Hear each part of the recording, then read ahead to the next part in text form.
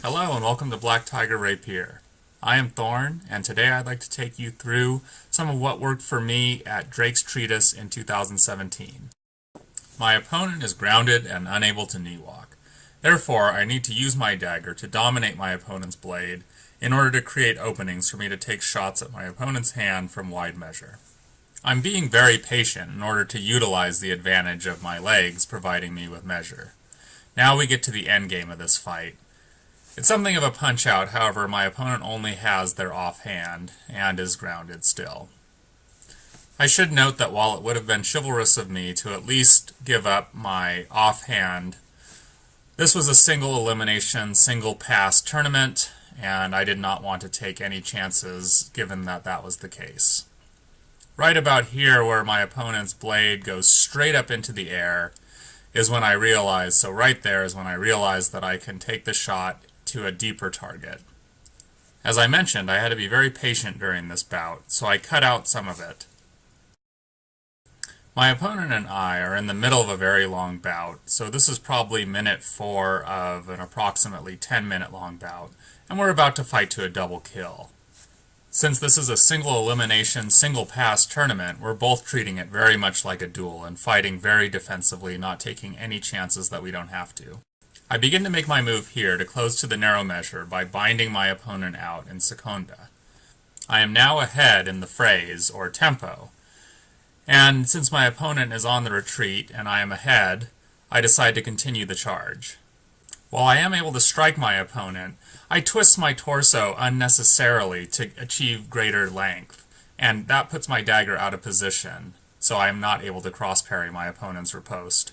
As I've mentioned, this was a very long match, so I've cut out most of it. I've taken my opponent's offhand at this point, giving me the much-needed advantage to wait for an opportunity to parry with my dagger and riposte.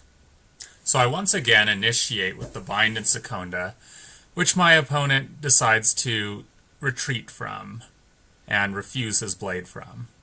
Because I have my opponent's sword covered with my dagger, I am able to take this attack, which my opponent is forced to parry.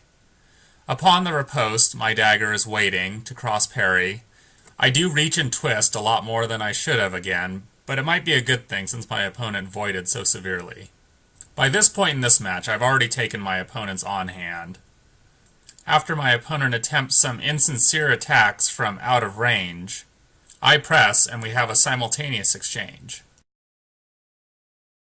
So here we can see my opponent is well out of range on his insincere attack, but it draws me in to pressing him. Now my opponent has given himself some slight advantage by getting me to chase him. He is in control of the measure. However, because I am in control of my momentum as I press, my sword is free, and my dagger is covering my opponent's sword, I am well prepared for my opponent's eventual stop thrust. This is the final round of the 28-person every fencer tourney. Similar to all the other bouts of the tourney, it is single pass, and my opponent wastes no time in pressing for an outcome of this pass.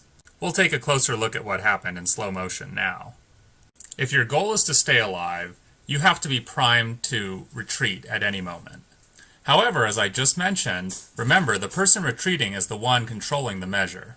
So between my measure and the fact that my dagger is faster than my opponent's swords, I can keep my sword free and look for an opening in my opponent's defense in which to strike there. Because my opponent has effectively chosen to throw himself at me, he basically runs onto my point. Thanks for watching.